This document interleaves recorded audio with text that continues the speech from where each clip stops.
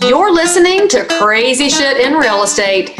You'll be amazed at all these wild but true situations that others have found themselves in. Because on this show, you'll hear uncensored, unbelievable stories from the world of real estate. I'm Leigh Brown. Let's dive right in. So if you're in real estate and you're listening to this podcast or watching it and thinking, man, I need some more Leigh Brown answers in my life. Well, guess what, friends?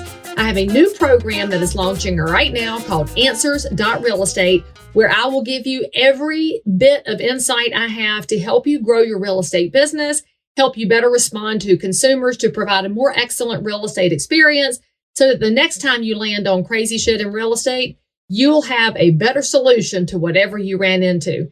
Answers.Real Estate. There are monthly plans available. You will love it. Get your coaching. Sign up with me today. I'm Leigh Brown. This is Crazy Shit in Real Estate. Today, I've got John Marrone with you. And yes, there is somebody who talks faster than I do, and it's John. So dial in for this conversation of starting from here and going to here, and some really great life tips along the way. I think you're going to love this conversation, and I'll see you on the other side. All right, so welcome to the show, John.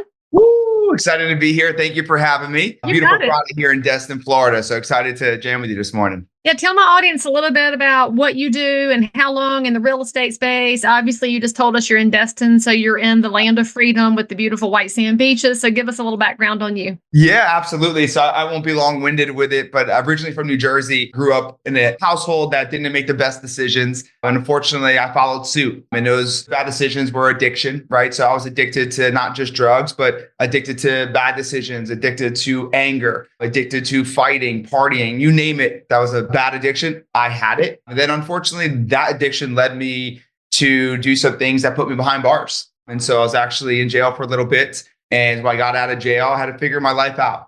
Nobody was going to figure it out for me. And thankfully enough, I had a beautiful now wife go ahead and actually help me understand really how to live a different life. But I still didn't make the best decisions, right? I was still kind of inching my way to a better version of John Marrone. And what really changed for me was a couple of years later, I was running a sales and marketing firm for a guy named Pat Necarato, a great Christian man. And he helped me really understand how to live a better life, right? He gave me the true tools to help run businesses, but really to run my life and not have my life overrun me.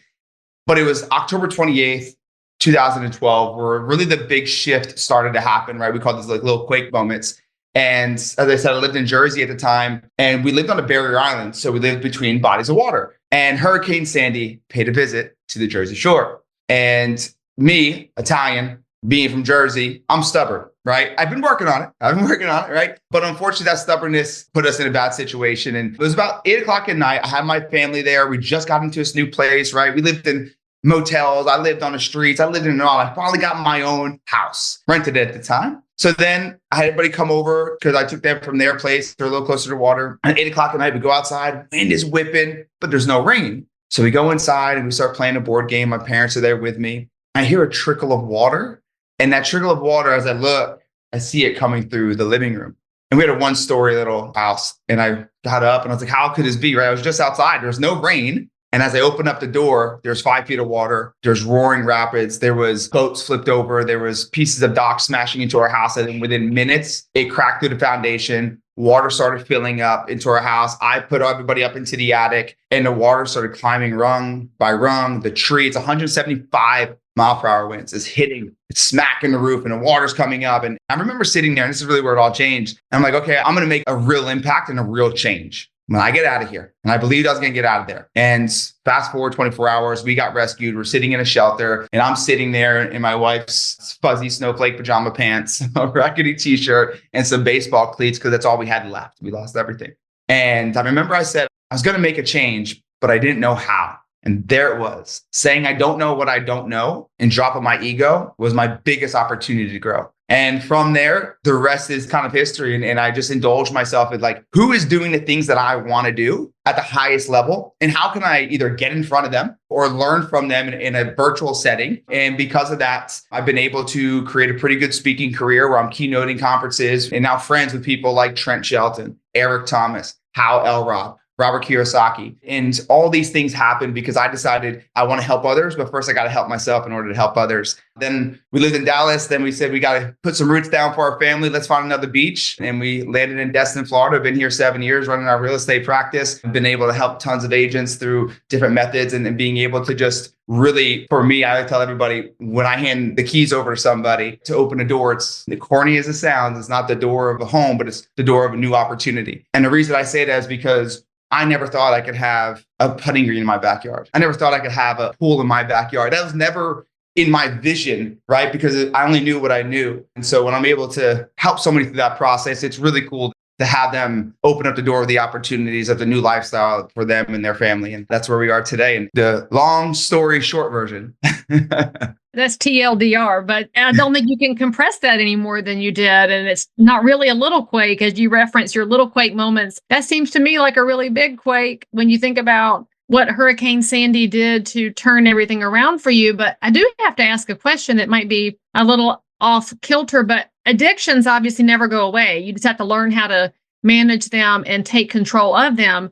So this is 2024 that we're recording this. And I feel like everybody in our society right now is living on a tinderbox of anger, which can get set off at any moment because we're just so convinced that we're 100% right and everybody else must be burned to the ground.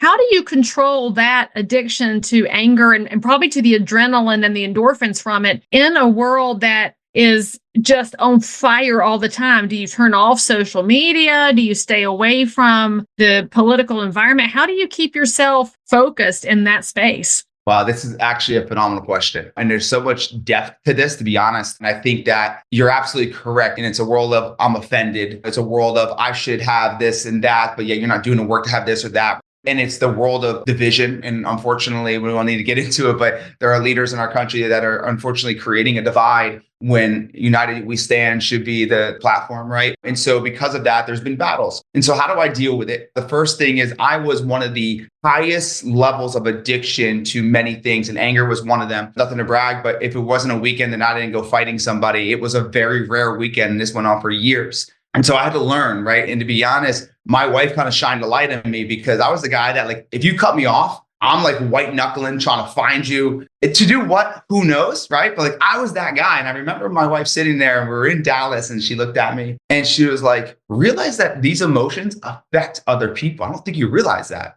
Wow. And I was like, what do you mean? How does it affect anybody? It affects me. And then I started to think about it as I'm speaking out loud. And I'm like, well, okay, you're absolutely correct. So I had to come up with a method. And that method was called the 3-2-1 rule. And basically, anytime I got angry, I allowed myself 3 minutes to feel that anger. I had to learn how to, which I'm still working on, as we all are, not to do it in front of kids, right? Because we now have a beautiful, soon to be 7-year-old, and it's an amazing little 2-year-old boy. And so I had 3 minutes of like, feel the pain, feel the anger, because it's an emotion, right? And that's actually a beautiful thing that we could feel it, but sometimes we don't understand how to express it correctly. But then you go 2 minutes into gratitude. What am I grateful for right now? Got a car that I could drive, right? I got a car to drive, I got gas in the sink, got money in the bank. Okay, now 1 minute of ownership. What could I have done differently not to be in this position to create anger? Well, if I left 10 minutes earlier like I was supposed to, that guy would have never cut me off. And so going through that process took many years. It was actually a story of a crazy day that I realized I mastered it that day. But then the world tests you and your mastery all of a sudden starts to waver a little bit, right? So that helped me, the 3-2-1 rule. But I think the big thing is, you said turn off social media, political things. It's very important for us to set these emotional guardrails, to set these boundaries, to set these new expectations in our life, to set these new rules of how people treat you, because that's all we're doing, right? We're training people how to treat us. If you're offended by somebody, and every time that person comes into your awareness, social media, family, whatever it is, that is your choice to be in that person's awareness. And that's also your choice to allow that into your life. So what we do is we do an EAC, expectation, agreement, consequence. And this is with your clients. Everybody listen, this is with your clients, this is with family members, this is with yourself, right? So its expectation would be, look, just to let you know, like when you're calling me with this drama and this negativity, I'm trying to step away from that because it's affecting my peace and affecting my life. I just let you know that unfortunately, if you step into my world with that, I'm going to have to hang up the phone. I'm going to have to separate myself. Is that fair? Yeah, that's fair. Okay, awesome. I don't want you to think I don't like you, I don't love you, but the situation is I am trying to grow away from drama. And every time you talk about it, it brings me back in and sucks me back in.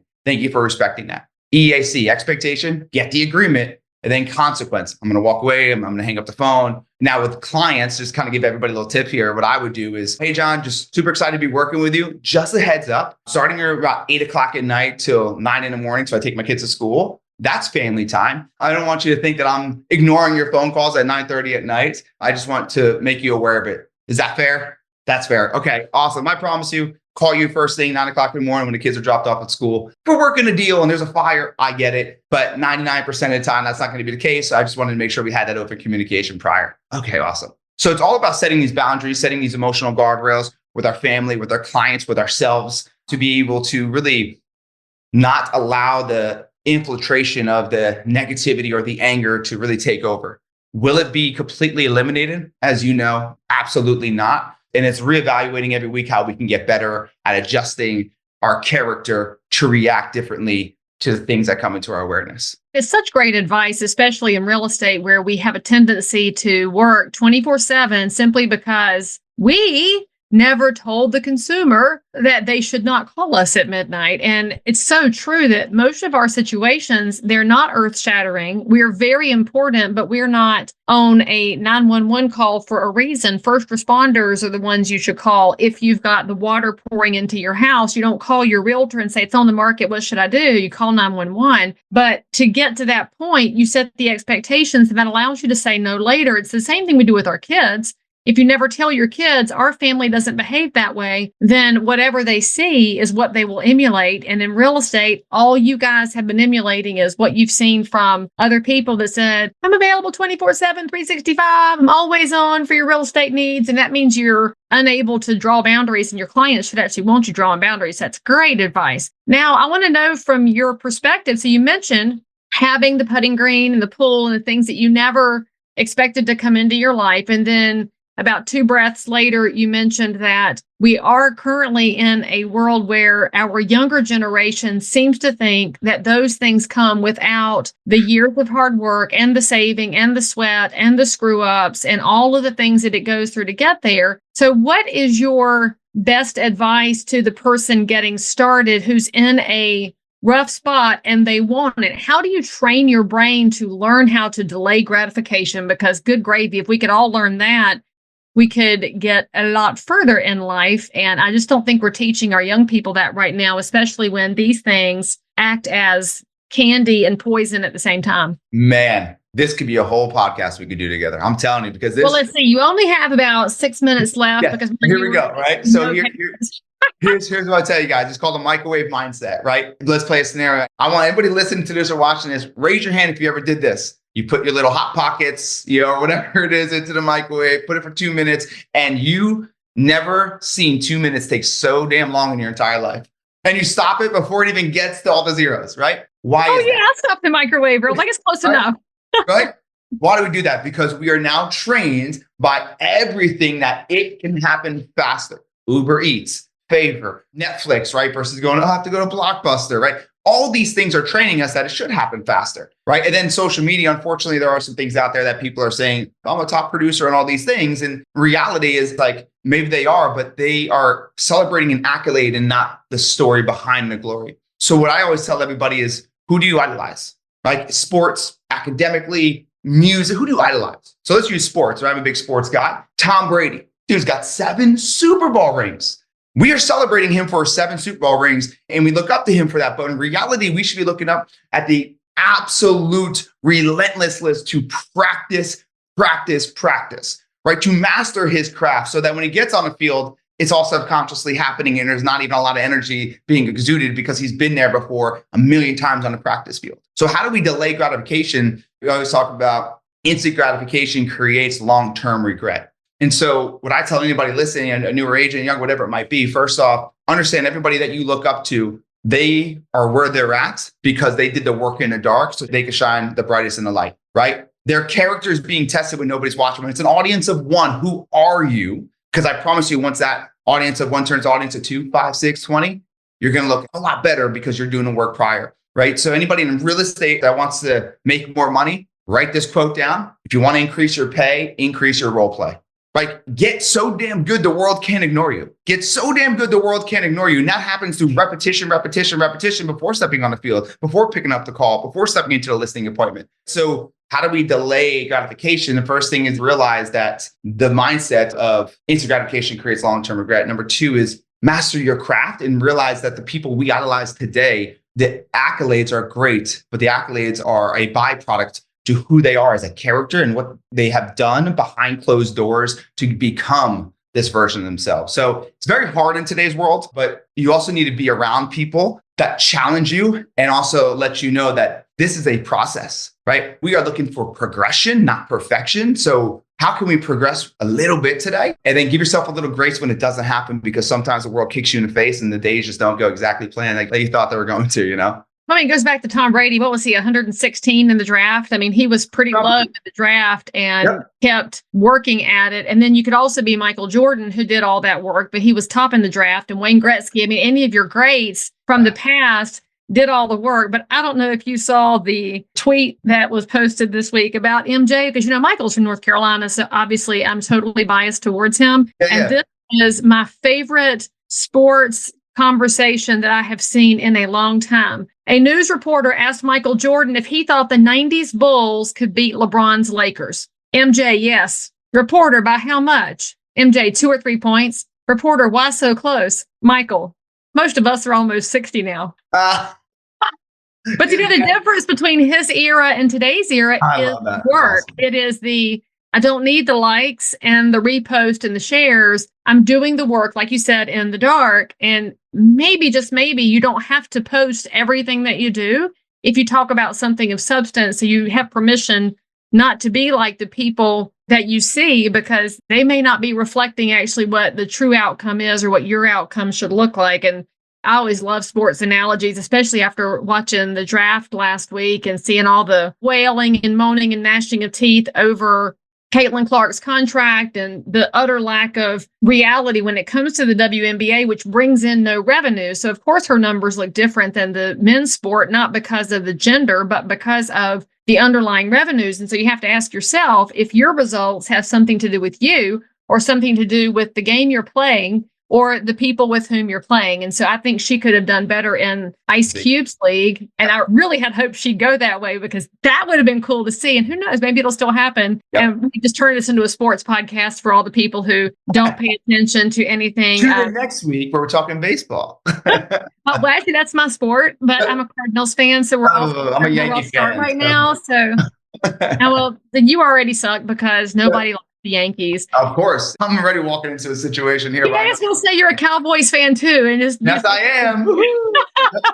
But I'm also a New York Ranger, diehard New York Ranger and New York Knicks fan. So we got our playoffs happening right now. So it's been a lot of ups and downs in the Marrone household, that's for sure. That's a lot of extremes there, but that's also the real estate life. It's also the entrepreneur life, and the sales life is the extremes. And maybe that's why we do like sports, because underdogs can do great things, which is the story of real estate. And people that are expected to be great can do great things. They don't always. And it all depends on what you put into it. So, John, if somebody wants to talk to you more about what you're doing, your story, Destin, Florida real estate, what's the best way for them to find you? What's your best website or social handle? Yeah, so you just go right to, if you're an Instagram person, at Real John Marrone, and it's Marrone. So at Real John Marrone. If you're not really an Instagram person, but maybe you're YouTube, just look up my name, John Marrone. We also have a podcast called The Real and Raw Show. So The Real and Raw Show with John Marrone, but definitely reach out. We'd love to hear your story. Love to hear kind of maybe a takeaway that you guys had on this podcast, and love to connect. All right, people, say something below, say something nice, ask a question, whatever in the comments, hit the bell to subscribe, and we'll see you next time. By the way, friends, don't miss my brand new coaching program at answers.realestate, where you can have access to Leigh Brown,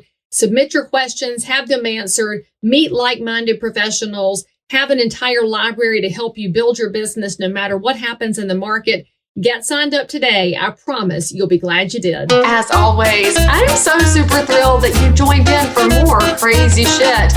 And if you're a realtor, investor, inspector, lender, or just a regular human being who happens to have an unbelievable story that you need to tell the world about, or frankly, you just need to one-up the story you just heard, then make sure to DM me on Instagram at Leigh Thomas Brown, or tweet me at Leigh Brown, or frankly, any social network where you hang out. I'm there. And if you had some fun, then you totally won't just subscribe so you don't miss out on any future episodes.